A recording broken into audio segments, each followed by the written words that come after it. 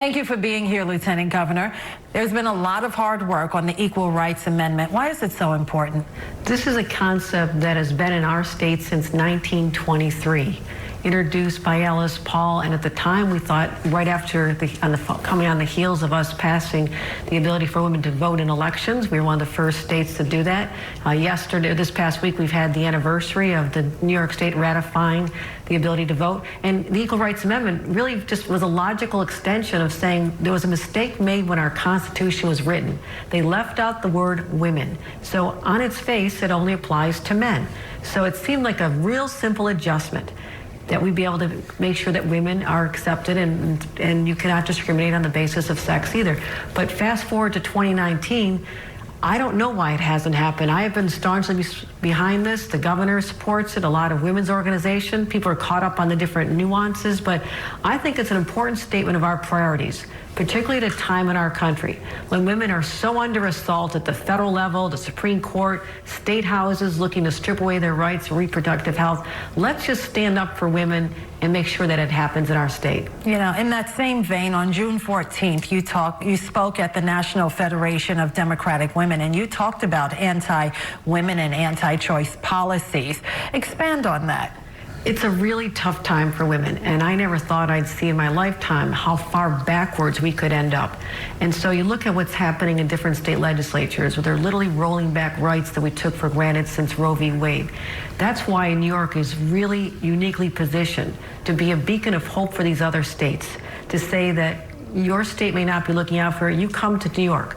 We can become a sanctuary, a place where women can come and have their full reproductive rights and freedoms. And it really ties into our legacy of being the birthplace of the women's rights movement, the birthplace where contraception was legalized and accepted. We had the right to abortion 3 years before Roe v. Wade. So it's in our DNA. And I said we have that responsibility as women today to let others know that we're going to continue to fight back, not just for New Yorkers, but for the rest of the nation. Yeah, there's also been a valiant fight against sexual harassment. Are you pleased with how the state has handled protecting women from predators? I've been involved with this issue since we announced our Enough is Enough initiative 4 years ago. And this was to protect women who are on college campuses from sexual assault and harassment. And so we took that to the workplace now. And you think about how far we've come with the Me Too movement and Time's Up support. But we found out in our state law that before you could bring a claim for sexual harassment in the workplace, there had to be a severe and pervasive environment that was hurting women. That's a very high standard to reach. And we decided that we needed to take that down, make it easier for women to create an environment and fight for an environment from their employers that treats them equally. No longer should women be subjected to the nasty comments about what they're wearing, what they do, and all the way to assaults. I mean, it starts in a small level, you think, but it creates a pervasive culture where women don't feel welcome in many environments, particularly in the bro cultures, maybe technology or some other fields where there just aren't as many women yet. So that's another challenge, get more women into these fields and leadership positions. Yeah, and is it time to lengthen statute of limitations for women who report rape? Absolutely. There's no statute of limitations for first-degree rape, but there's also varying degrees, second degree, third degree. Different factors go into it, the severity of the offense, the age of the individuals. But why would there be a limitation that says you can bring a loss or you can bring a criminal prosecution against someone up to 5 years, but in year 6, your rights as a victim have vanquished? That's not right. That's why we've been fighting for that as part of our women's justice agenda, many elements of which that we've been fighting for a long time in our state. Yeah, let's switch gears a little bit and talk about the measles outbreak. Of course, Governor Cuomo just signed legislation to end religious exemptions. Do you think that measure will change anything? Yes. We are in a crisis situation, a public health crisis that we did not foresee.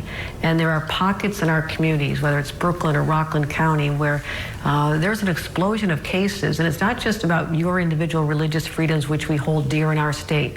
Once your rights affect the rights of our children, other children, to be healthy, and other adults who may be pregnant and could be affected, Your rights have to be constrained in that regard, and that's what this is all about, is saying we respect your religious freedom, but once it crosses over into creating a public health situation where you're not getting your children vaccinated and yet sending them to school or to summer camps, we've now created a dangerous situation, and that's why we had to take legislative solutions to this and find one, and that's exactly what the governor did this past week. Right. Lastly, let's talk about plans for the 100th anniversary for women's suffrage. I know that's very important to you. Yes. And it's a great place to talk about it at the Women's Forum Elly Awards. Well, this is a big deal to us because in 2017 we celebrated the 100th anniversary of women getting the right to vote in our state, and we herald the fact that we are 3 years ahead of the rest of the nation. So we've been partying already since 2017, celebrating this, but also using it as a platform to educate women about the responsibility they have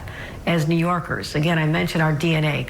We have a responsibility, a moral obligation to fight for women today, just as our foremothers did. So when we hit 2020 and the rest of the nation catches up and we talk about the right to women to vote in federal elections, we are going to be talking about this all over our state and inviting people from elsewhere to come to the birthplace of the women's rights movement right here in New York in Seneca Falls. Okay. Well, thank you so much, Lieutenant Governor. Thank you for having me.